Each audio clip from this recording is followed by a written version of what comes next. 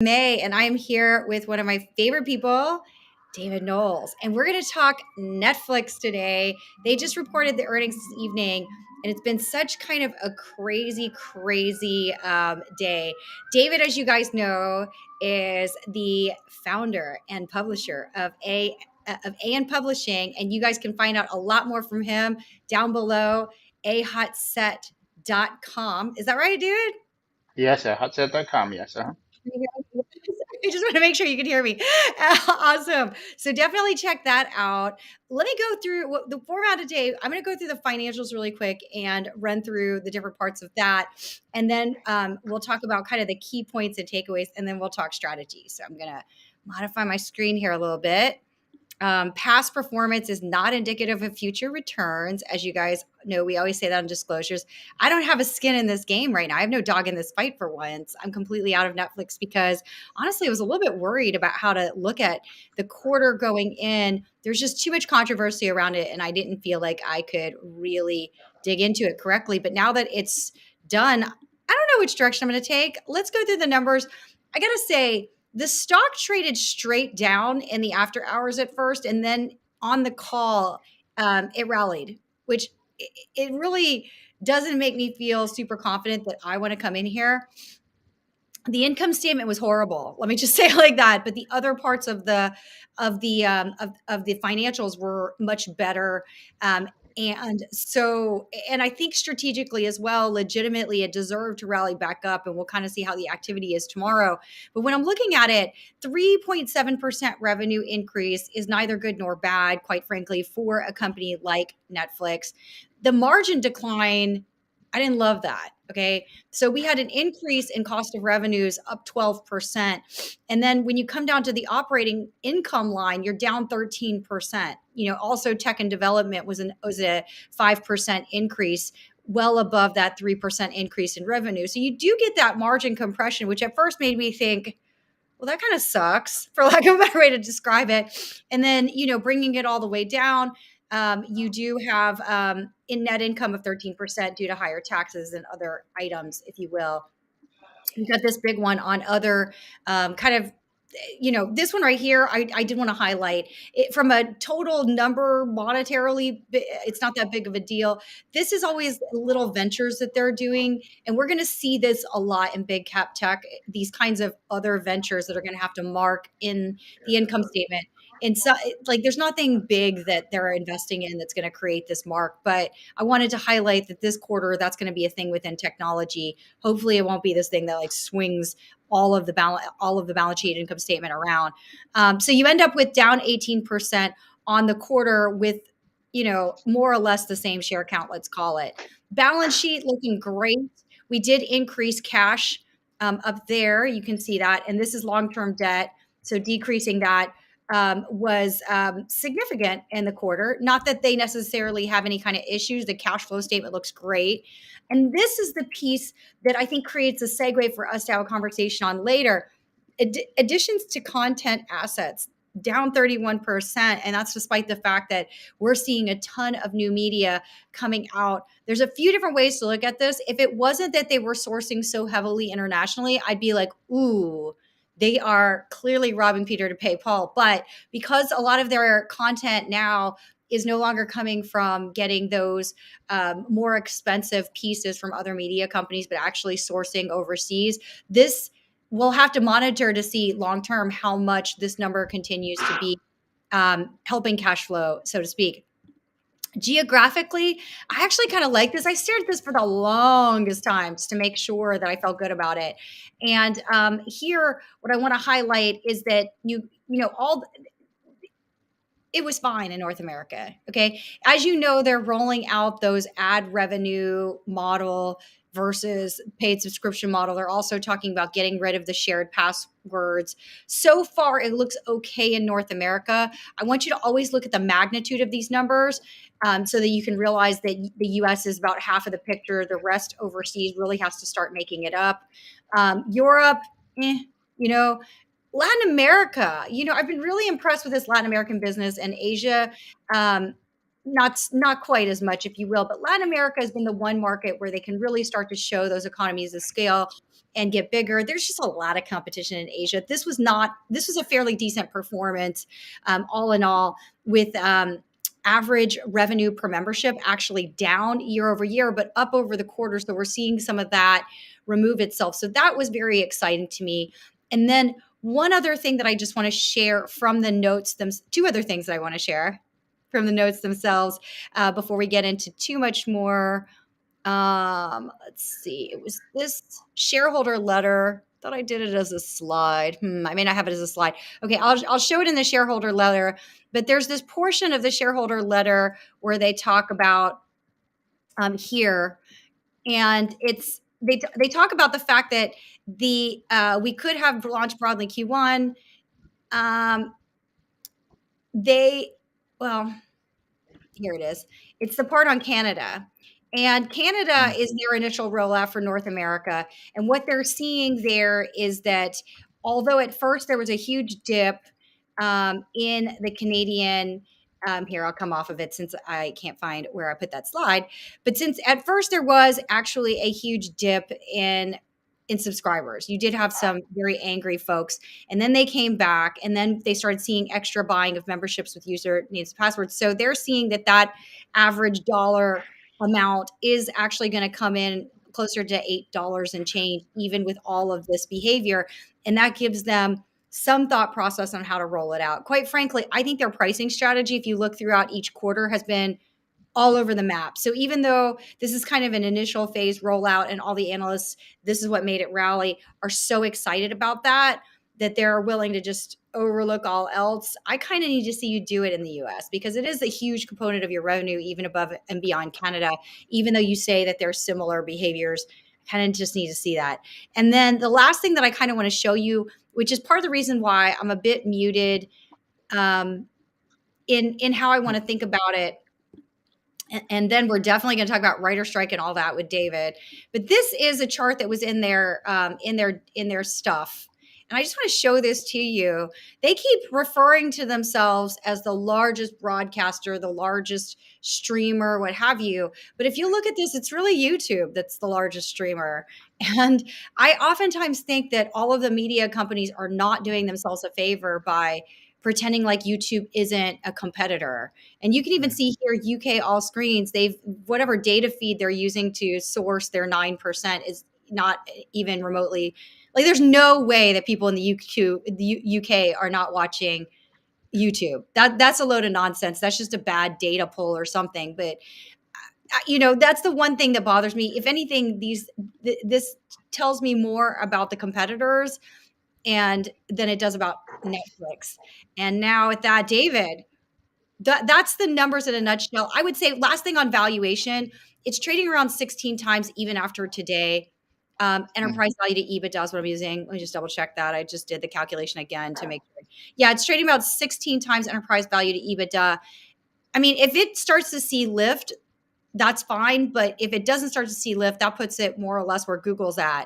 And so that always makes me really, I mean, I don't know. But this thing trades so often on subscribers versus actual valuation that I just don't even know. I think tomorrow it may trade up and then range bound. So it's kind of a funky thing. Um, Israel, we'll get to you towards the end. I want to get some comments from David first before we move on to AMC and things like that. So loyal Uh, are my AMC viewers. I love you guys. David, what do you think? okay, so some of my initial thoughts were because, at the end of the fourth quarter of 2022, they showed that they were up about 230 million subscribers, right? Right? Right? Yeah. And so that showed, again, they are the largest among the paid, SOV, subscription video on demand services, in America, and particularly you might want to say in the world, though you could look at some of China's, streaming services and say that they have even more than that. Yeah, I have the numbers. I've seen that they have like It's sometimes double the crazy. amount. Great, great, they're big. But at least just if you're thinking something coming from the United States, yes, they are the largest. And they only gained maybe of what, about 1.3, 1.4 million more subscribers, in the first quarter, which I wasn't expecting they were gonna do major leaps and bounds in, within the first quarter. Yeah. So I mean, at least they're showing some growth. I think that's good for them. Maybe not a lot, but you can't expect that every quarter they're just going to be like doing 5, 6, 7 million, subscriber, in terms of increasing it. I think the other thing you have to think about too is churn rate, right?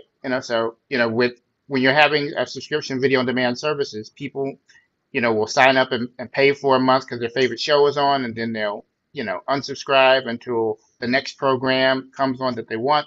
One of the things with Netflix is that their churn rate tends to be a lot slower, right, than all of the other, Yeah, streaming platforms because they sure. just have such a large volume of programming. And when you think about it, if you're having Netflix, right, what you're paying like $11 or something, just for an average normal price, that's more than the 160, $80 your grandmother's paying for her cable subscription, right? Right. And you get more content, right? More access to different things. So it's really quite affordable and manageable, for even in price sensitive markets, right? It's not necessarily that bad. When in terms of them rolling out like, these sort of price variances with, ad supported a video, right? I mean, they've been slowly rolling that out in different markets, right? So good for them. They want to take their time. They want to experiment and see how people respond to it. And I think that's a great thing because that's one of the things they even talked about in the earnings call is that, the way in which they're slowly rolling out these changes, right? And getting feedback on the changes, right? A lot of people don't do that, right? Right. I mean, not to deviate here, but they should have brought in a focus group over there at Warner Brothers Discovery before they decided to change HBO Max into Max because it just is a terrible name for a brand. Might You're have just call it HBO, right?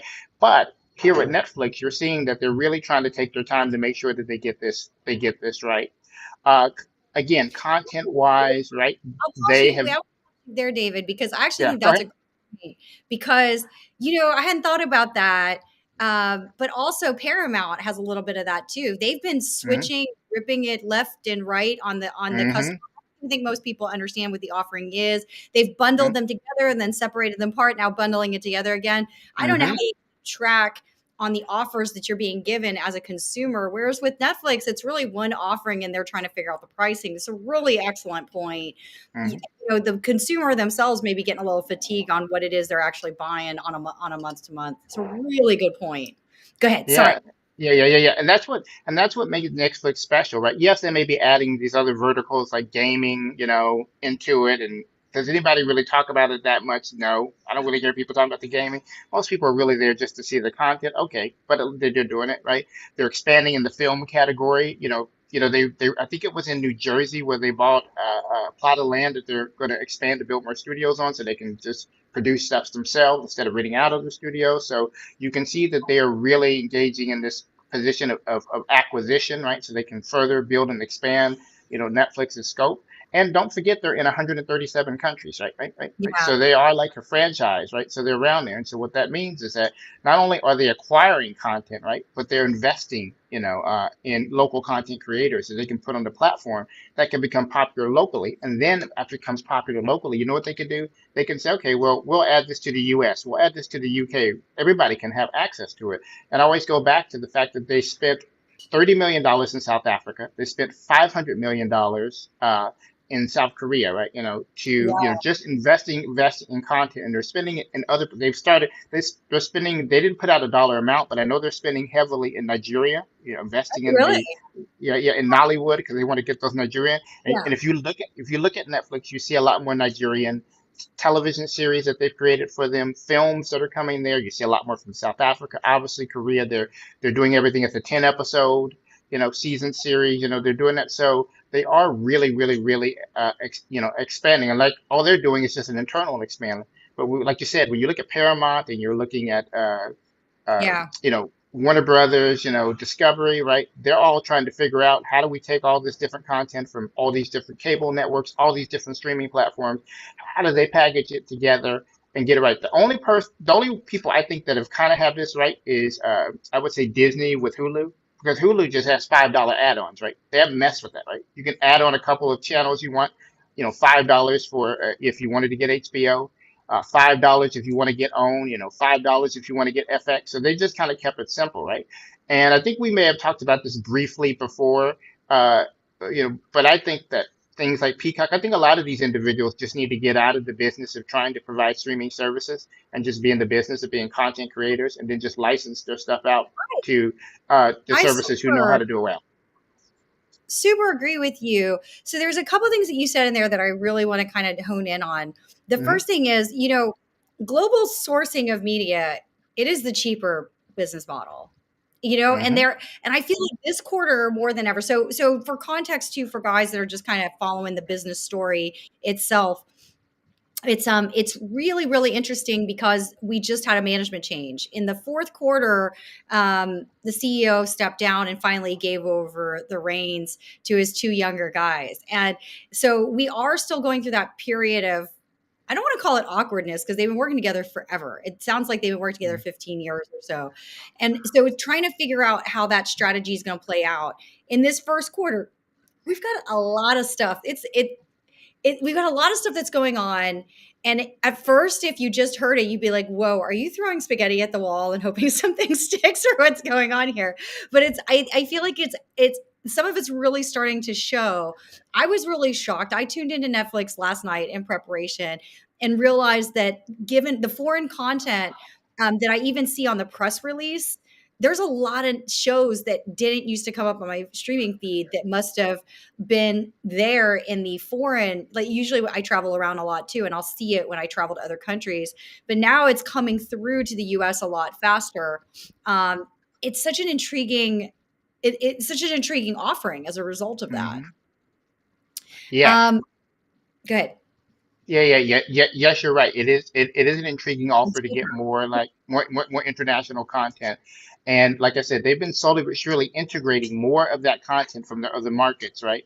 Into the United States and into other regions, right? So that's what they're really doing. They're going to share that content, right? They're going to use that kind of PBS model, where different countries may be making different content, but you share it like PBS does. Different cities are making different stories, news stories, but you share it like a service among. They're sharing it amongst each other and helping to, grow that and letting it first. The first and foremost, you want to get popular locally, where it's sourced from, where it's created at, and then once it gets popular locally, then it's easier for you to say, hey, you should be watching this because this was number one in Latvia, right? This is number Yeah. one in Singapore. This is number one here, right? That's what they're doing to draw people in.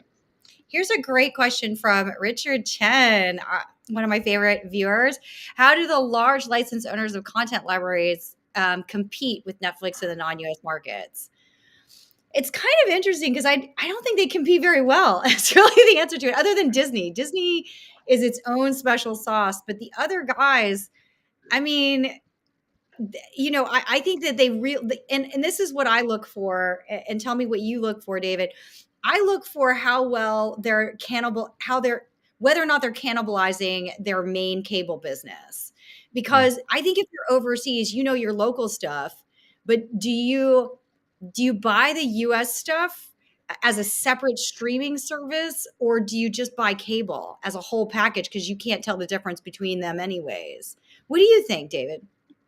Well, this is a good question too, and I'll start with the international side of this, right? Because in a large part of the world, most of the networks are state-owned. I'm not saying that they're controlling everything, but it's run through the government, right? So for them, cable, right, Right. yeah, is a separate service that is subscribed to, and so the programs that come from the United States, for example, are licensed to those cable networks, right? But now that you have access to, say, Netflix, in these other markets, right?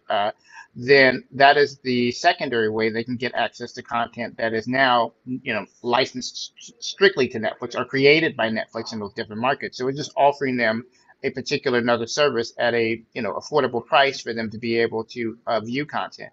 But in terms of the larger content creators, I think I think what the larger content creators need to think about, right, or these larger, services and these licenses, look, they're going to be, look, at the end of the day, they're going to be a few streaming platforms that are going to be the ones that are the best, that have a down pat. Netflix is obviously at the top of that pack, right?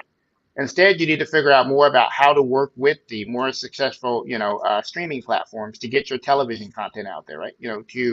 Or Yeah. even to the extent to get your films out there. I know my films in the film club. We talk about people going to the movies to see theaters. I'm not against that, but you know, that's what they really need to be thinking about doing because it's a lot cheaper and easier for you to be in the business of content creation than it is trying to run an entire platform, right? In order to stream content. Look, Peacock is Yeah. figuring this out. Yeah, they haven't. Yeah, I They've, can I think, see. yeah. I don't see how someone overseas choose. I can definitely see why they'd choose Netflix. I don't know Hmm. if they would know enough about the offering at Paramount to be like, you know what? I don't want Netflix. I don't want Disney, the two Hmm. obvious. I want Hmm. Paramount. I feel like the others haven't done as good a job taking share. And then HBO Max, I have no Hmm. idea how you come to the conclusion that that was your choice if you're Yeah. overseas. Well, Maybe yeah, HBO. and You have to be so American at this point. yeah, yeah, and even this, when you look at Warner Brothers Discovery, you look at Paramount, you look at NBC Universal, they haven't really spent a whole lot of time, really opening themselves up to the international market with their streaming content as much as Netflix has done, this sort of Yeah. franchising. I think they're starting to think like that, to do that. But like I say, look, sometimes it's just better to be in the content creation part of it and not trying to run a broadcast network, a slew of cable channels. We're trying to keep that going, right? And then at the same time, trying to keep multiple different streaming services happening at once. I totally agree with that. I want to take this question from Israel. Hey, shout out. Thanks for stopping by. I think the content is the most important. Totally agree. If AMC can just put out the movies first on a streaming feed, we'd all be rich. Okay, we have to give a little shout out and love to the AMC folks that watch. Always, always. But I think that AMC would do better licensing it through and not trying to take on yet one more business. What do you think? You know what? I think they would do well too. Yeah. Currently, when you think about the theaters, they're experimenting with different forms. Look, Netflix does some films, they'll have it in there for a week, and then they'll make it available on the streaming platform. That's mainly just so they can, have it considered for awards, right? Because you only need to literally have it in a few theaters, right? For about 7 days or 2 weeks to do it. So they'll do that.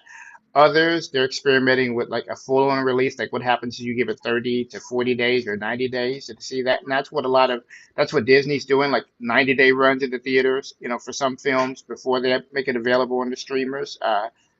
So, uh, yeah, I think it would just be better for them to be licensing this content out and just saying, okay, after I guess the for your tentpole films, the ones they're going to be trying to make the money off of, you need to give that a 90-day stretch in the theater, right? And then after a Yeah. 90-day stretch in the theater, then you can go ahead and just bump it over to a streamer. Now, if the film is unsuccessful at making box office, as we've seen, like with the Ant-Man and the Wasp, right, which didn't do very good in the box office, you might want to have a clause in whatever Didn't. contract you have, to cut that short, right? And say, if it hasn't made a certain amount of money within 4 weeks, right? The first month of its release, right? Then you can go ahead and have this option to let it also be on the streaming platform and at the same time still be in the theater, right? Right. Yeah, I totally agree. And that kind of takes us to Richard's question, which is a great one. Do the cinema chains have any relationship with streaming? Probably not, not sure how to think about it. This is kind of historically, there's been a much more direct way that film and theater work together. But I think what David's suggesting here, and I love it, is just this idea that that's all fair game to open it up, because Netflix really, despite being getting certain types of awards, doesn't really get and participate in other types of awards just by virtue of the fact that they don't get that box office love. Plus, that box office money is good money. As much as people want to sit there and say whatever they Mm-hmm. want about AMC, that box office money is very lucrative money. Plus, Mm-hmm. it's a big advertising moment for any. So I think that's a great question, Richard. What do you think, David? Yeah, well, not necessarily. Okay, so like obviously Disney has a somewhat of a relationship going on with them. Netflix Yeah, has somewhat of a relationship going on with them, right? I would even say Paramount has somewhat of a relationship, but that relationship is more, centered around like, okay, what films are we going to have featured in the theater for how long, right? Your tentpole films, you're probably looking at a longer stretch. Like I said, 90 days is usually the stretch they're going for. Sometimes it's 45 days at the lowest, but 90 days is a good stretch for them. And then with your more indie films, right? What is the stretch? It may be 2, 3 weeks, a month or so, and then it's available, on the streaming platform, right? But because when we look at how many films we have coming out in a year, it could be, you can have as high as like 700 films that come out within a given year. obviously all those films aren't going to be a success, and most people aren't going to Yeah. know about most of those films. Like I think last year I was looking at it, it was maybe about close. I'm averaging about like 630 something films that came out that year, right? So and a lot of those films were in theaters, right? I would say at least I would say I give it say give or take about like maybe 56% of them were theater only releases, right? At least to start, and then Yeah. went to streaming, and then the others were streaming only releases. But they don't necessarily have a symbiotic relationship because everybody's trying to work this out because the theaters want to make their money, right? The studios want to make their money, but then at the same time, they know they also want to reach this audience, right? Right, and they really want to be able to say, look at how many people are looking at this film. Look, aside from the box office, and everybody knows the streaming can get you those eyeballs in a quicker way sometimes than it is going to the theater. And so, this is a question that I always, put out there to them and to think about, like, what films must you necessarily have in a theater, right? Right.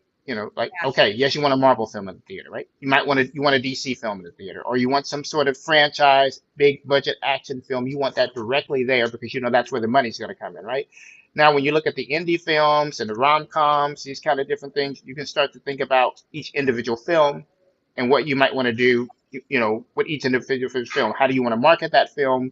How long do you want that film to be in the theater before it reaches, a streaming platform, if that's what it's going to directly do? Because that's normally what happens with everything. It just starts on in the theater and then it goes into a streamer. But again, like I said with Netflix, content creators, right? And here's the thing: a lot of the content creators, particularly like directors and individuals, they'll look and they'll say, "Hmm, I can create the film I want with Netflix, and they'll give me, $30 million, which is nothing to them, right? To give you that money to go ahead and make a film. I'm going to get a check up front. Everybody's going to get paid up front, right? They own the rights to it. But hey, I get it. I get seen by a whole bunch of people. The actors themselves are like, well, nobody really knows who I am. I'm not that big of a star, right? But as soon as you're number one on Netflix, right? Everybody knows who you are. You're building a fan base. That's one way, right? The other way is you go the traditional model where you're in the theater for a certain amount of time, and then hopefully over time you'll build an audience and people will know your name more and more. So they're kind of delineating between these choices. So some content creators are like, I don't care about having any ownership over the IP, or any percentage of it. I don't care about that. Some of the actors are like, I don't care about that. Let's be on Netflix, right? Because Netflix is now the town square, right? This is where you're going to get seen by the most people, the most millennials, the most Gen Zs, because these are the largest television viewing audiences, the largest film viewing audiences. Our generations are outpacing Gen Xers and outpacing, boomers in terms of the content watching. So you want to be where the people are at, right? And right now, streaming is where they're kind of at. So, Well, I still think that there's a way. I do think that Netflix has more than one piece of media, let's call it, hmm especially given with their spends increasing too. There used to hmm be that their spends were very clearly just slightly higher than what you would get for network television. hmm That's changing pretty dramatically. So I do hmm see a reason why they would want to use the theaters and grow that hmm relationship, the pure streamers. On hmm as relates to the niche streaming, those guys probably don't have enough money to get to the theater because like David's saying is that everybody has to take a cut as soon as it enters the theater. The theater's hmm going to take a cut. So the theater does have to do something for the content, for the actors, et cetera, et cetera, et cetera. But that's something that like a Netflix size budget could do. The smaller guys are going to be too poor to do that. That said, I don't know that that's the context of your question, Richard. It sounds to me like you're just trying to figure out what about the smaller players in the space? Do they even have a shot given how all the big players are now behaving? It's a good question. It would really have to be if they were doing. That's why I say YouTube all day long. hmm YouTube. If you're a small player, you're better off just using YouTube at that point from a content creation. From a platform, though, interesting. What do you think, David? Platform wise, do you even have a shot these days at coming in We here? well, yeah, they're currently about more than Curious. 48 different, yeah, there's 48 different streaming Yeah. platforms in America, right? Right. And most of those platforms are going to be much niche audiences. They might have 1 million, 17 million, 18 million actual paid subscribers, right? I mean, until you get to like the 70 plus million, you're still considered on that smaller side.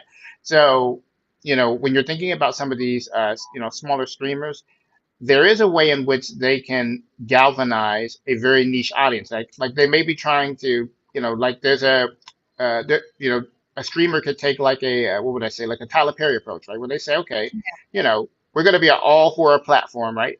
You might get a good 1 or 2 million people who are extremely into horror, right? We're going to monetize that, right? They'll subscribe to see horror films, horror shows, that thing, right? They'll create the content there as well. Now acquire content to show there, and you have a really dedicated audience who comes back to see it, and you can keep that sort of thing going, right? Now it's not going to be like, the big times, right? But you can still make some meaningful revenue and some profit, off of doing that if you want to cater to a niche audience. So it's like if the Sci-Fi Channel was just a streaming platform, right? With all kinds of things going on, right?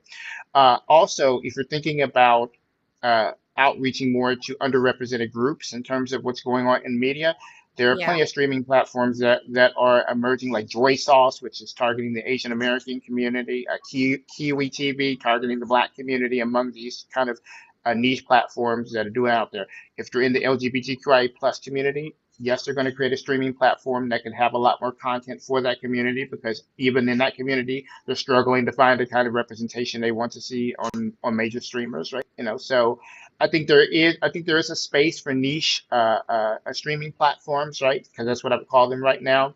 Is there a space for a new platform to try to come in to be like the next Netflix, or the next, Paramount Plus or that?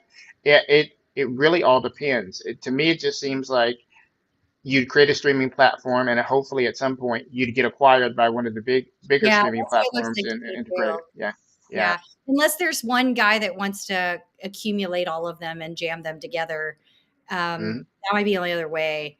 But Yeah. it's really the other thing that occurred to me while you were discussing it and in thinking about Richard's question is that some of the niche players that were streaming international films and international Hmm. movies, they may be seeing more competition given what Netflix is doing. Now, if you are an avid K drama person, then there's not enough content on on Netflix for you, even though they've added a lot of K drama content. But like, other areas in very specific languages, it's going to take a while for Netflix to actually do that and do it correctly. So that there is kind of that thing. We're getting close to we're a little bit over the 30-minute mark, and I wanted to kind of keep this a little bit short, so we can invite David back another time for some of the other stuff that's going to be reporting this earnings season. I want to do quick shout outs. Maximus Decimus Emeritus, thanks for stopping by. Israel, thanks. We'll get to some of your Gary Gensler questions in a different episode. Really appreciate you. Let me just make sure that there weren't any others while we were talking. Reza, thank you for stopping by. I also am having chicken soup. I don't know if if that's what you meant. James Harris, I saw that you were driving. Thank you for stopping by. And that is it for this episode.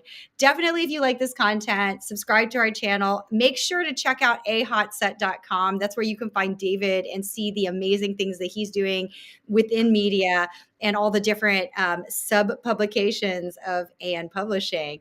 And with that, have an awesome evening. Bye, guys. Bye.